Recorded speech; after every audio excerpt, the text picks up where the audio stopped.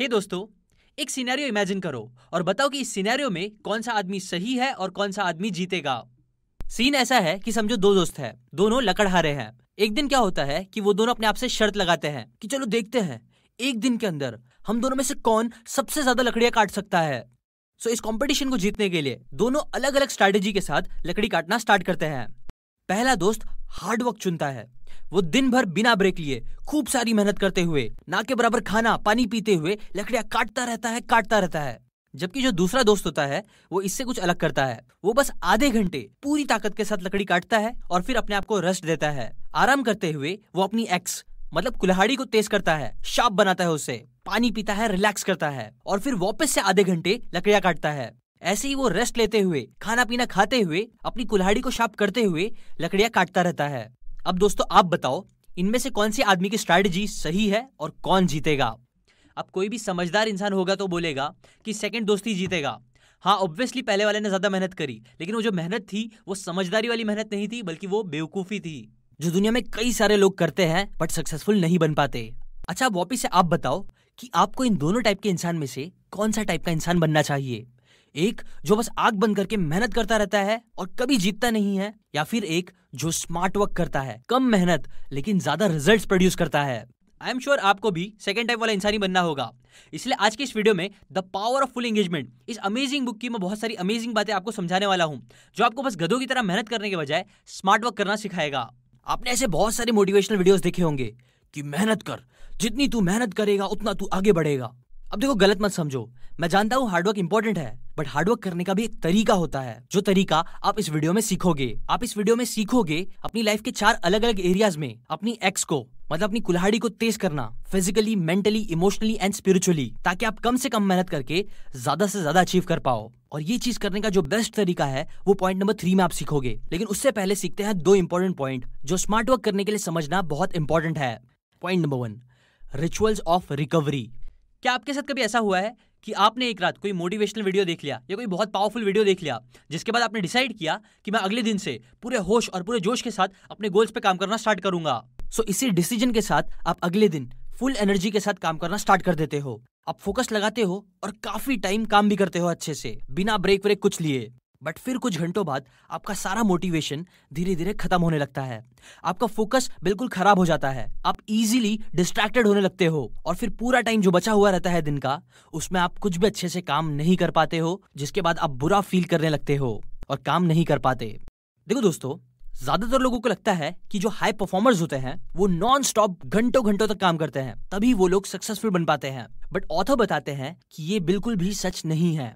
Example, एक दिन doctor gym लहर, जो कि ह्यूमन परफॉर्मेंस इंस्टीट्यूट के को-फाउंडर है और इस बुक के the power of full engagement के ऑथर भी है, उन्होंने अपनी पूरी लाइफ एथलीट्स और एग्जीक्यूटिव्स की परफॉर्मेंस को इंक्रीज करने में डेडिकेट की है। जब उन्होंने स्टार्टिंग में एथलीट्स के साथ काम करना स्टार्ट करा था, तब वो ये नहीं जान पा रहे थे कि उनके जो लो परफॉर्मेंस एथलीट्स थे और जो हाई परफॉर्मेंस एथलीट्स थे, उनमें एग्जैक्टली फर्क क्या था। क्योंकि बात ये थी कि दोनों ही टाइप के एथलीट्स में सेम टैलेंट था, उनके वर्क एथिक्स भी बहुत सेम थे, मतलब वो लोग सेम टाइप की मेहनत करते थे। सारे athletes same amount of time practice भी करते थे, एक्सरसाइज करते थे, डाइट पे भी ध्यान देते थे। फिर भी कुछ एथलीट्स गेम में बाकियों से बहुत ज्यादा अच्छा परफॉर्म कर रहे थे और ये चीज के पीछे का रीजन उन्हें समझ नहीं आ रहा था ना। ये क्वेश्चन उनके दिमाग में चल ही रहा था।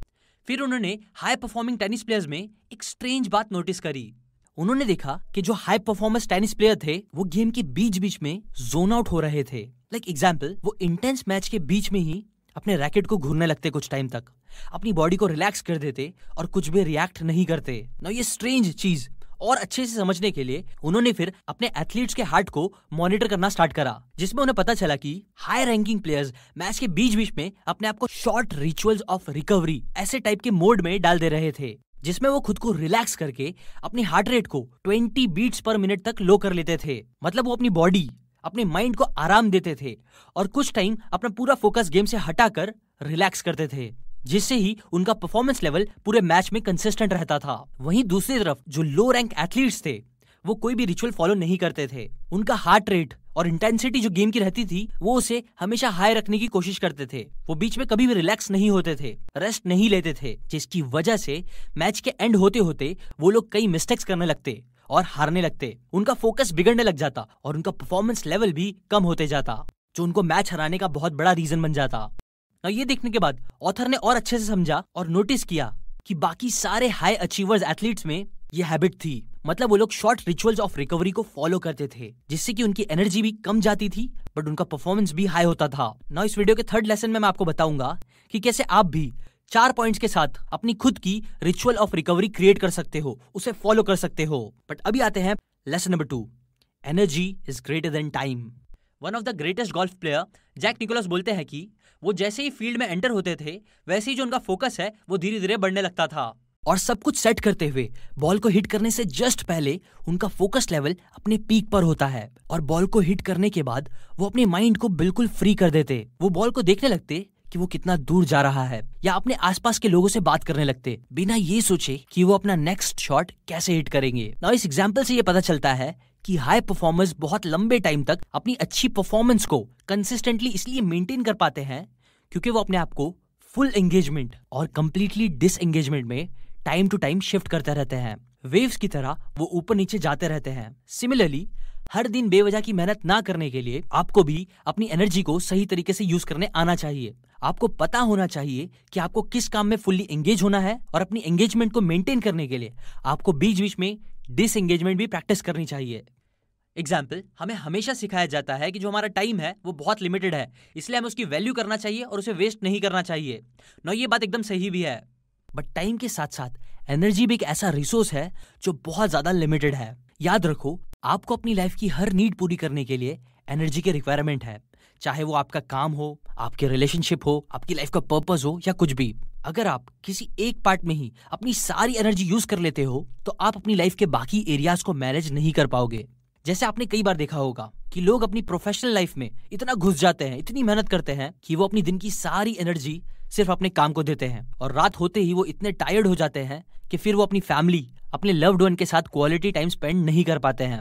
उनके पास एनर्जी नहीं होती है, जिससे उनके रिलेशनशिप्स और लाइफ दोनों खराब होने लगती है। इसलिए याद रखो, आपके पास भी एक दिन में फिक्स 24 आवर्स है, बट इन 24 आवर्स को फुल्ली यूटिलाइज करने के लिए आपके पास कई बार एनर्जी नहीं होगी, बिकॉज हमारी एनर्जी की क्वालिटी और क्वांटिटी फिक्स्ड नहीं होती है। ऑथर कहते हैं कि आपको टाइम से पहले आपको इस बात पे ध्यान रखना चाहिए कि आप अपनी एनर्जी को सही तरीके से यूटिलाइज कर रहे हो या नहीं। और ये चीज करने के लिए भी ये जो नेक्स्ट पॉइंट मैं आपको बताने वाला हूं वो आपकी बहुत हेल्प करेगा। Lesson number 3, the 4 sources of energy.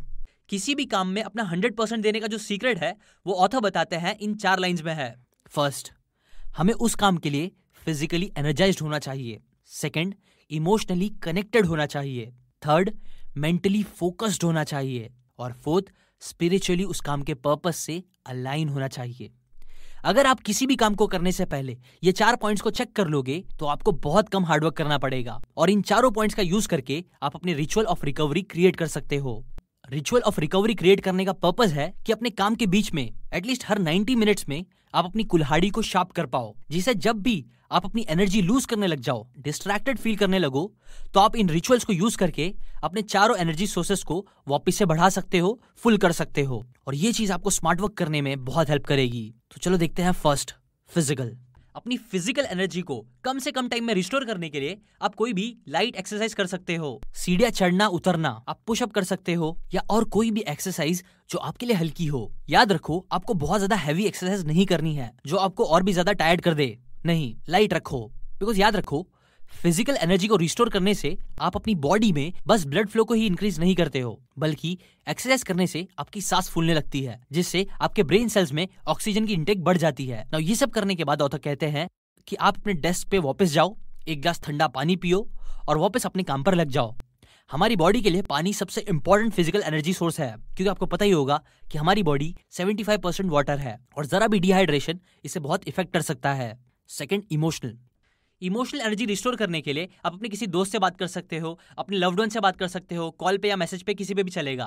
उनसे बात करो, प्लान बनाओ कि अपना काम खत्म करने के बाद आप उनसे मिलोगे, उनके साथ टाइम स्पेंड करोगे। आप कुछ भी कर सकते हो, कुछ स्पेशल कर सकते हो, या कुछ नहीं तो थोड़ी बहुत गॉसिप भी कर सकते हो, वीकेंड प्लान कर सकते हो, थोड़ा बहुत टाइम पास कर सकते हो। ये सारी चीजों से आप कई बार एक्साइटमेंट फील करोगे और अपने काम को और इफेक्टिवली करोगे, क्योंकि उसे खत्म करने के बाद आपको इमोशनल रिवॉर्ड मिलेगा। Number 3, mental. अपनी मेंटल एनर्जी रिस्टोर करने के लिए आपका एम ये होना चाहिए कि आपको अपने माइंड को रेस्ट देना होगा।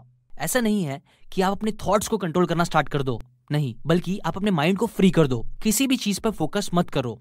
जिसे करने के लिए सबसे बेस्ट तरीका है एक शॉर्ट नैप ले लेना, या फिर म्यूजिक सुन लेना, थोड़ा डांस कर लेना, बस अपने काम से रिलेटेड हट के कुछ फन चीज कर लेना। और लास्ट, स्पिरिचुअल। नाउ स्पिरिचुअली अपने आप को रिस्टोर करने के लिए आप अपनी कोई भी रिलीजियस एक्टिविटीज को परफॉर्म कर सकते हो। बट स्पिरिचुअल का मतलब ऑथर कहते हैं सिर्फ रिलीजन नहीं होता, बल्कि कोई थॉट या काम जो आपके लाइफ के पर्पस को वैल्यू करता है, वो आपके लिए स्पिरिचुअल हो सकता है। जैसे आप राइटिंग कर सकते हो। ऑथर बताते हैं कि स्पिरिचुअल रिचुअल के लिए आप एक पेपर पर ये 2 क्वेश्चंस लिखो और इनके आंसर्स के बारे में सोचो। How I want to be remembered and who I want to help. ये करने से आप अपनी वैल्यू इंक्रीज करना सीखोगे, लोगों की लाइफ में वैल्यू ऐड करना सीखोगे, जो आपको बहुत ज्यादा पॉजिटिव फील कराएगा और एनकरेज करेगा। और यही है वो सारे तरीके जिससे करके आप अपनी एनर्जी को फुल्ली रिस्टोर कर सकते हो और स्मार्ट वर्क कर सकते हो। सो अभी जाओ और अपना खुद का एक रिचुअल बनाओ जिसके अंदर ये चारों चीजों में से कुछ कुछ चीजें हो, ताकि आप भी उस स्टार्टिंग में बताई स्टोरी के सेकंड दोस्त की तरह बन पाओ, जो बस हार्ड वर्क नहीं बल्कि स्मार्ट वर्क करता है और बहुत ज्यादा इफेक्टिव है। और जैसे कि मैंने आपको पहले ही बताया, ये सारी बातें मैंने आपको the power of full engagement इस बुक से बताई है। अगर आपको स्मार्ट वर्क करना सीखना है, अपनी एनर्जी को रिस्टोर करना सीखना है, तो ये बुक आपके लिए बहुत काम की है। और हाँ रुको, अगर आपको इस वीडियो की बातें जरा भी काम की लगी हो तो लाइक करके अपना सपोर्ट जरूर दिखाना। कमेंट करके बताओ कि आज आप कैसा फील कर रहे हो, आपके अंदर एनर्जी है या फिर आप टायर्ड फील कर रहे हो। शेयर करें इस वीडियो को व्हाट्सएप पे अपने दोस्तों के साथ, फैमिली मेंबर्स के साथ, या जिसके साथ चाहिए उनके साथ शेयर करो। और सबसे मेन, अगर आपने सब्सक्राइब करके घंटी नहीं बजाई है, बेल आइकन नहीं दबाया है, तो वो प्लीज दबा दीजिए और हमारे मिशन रीड इंडिया रीड का हिस्सा बने, जहां हम मिल के लोगों के अंदर बुक्स पढ़ने का शौक पैदा कर रहे हैं। अभी के लिए बस इतना ही। Thanks for watching.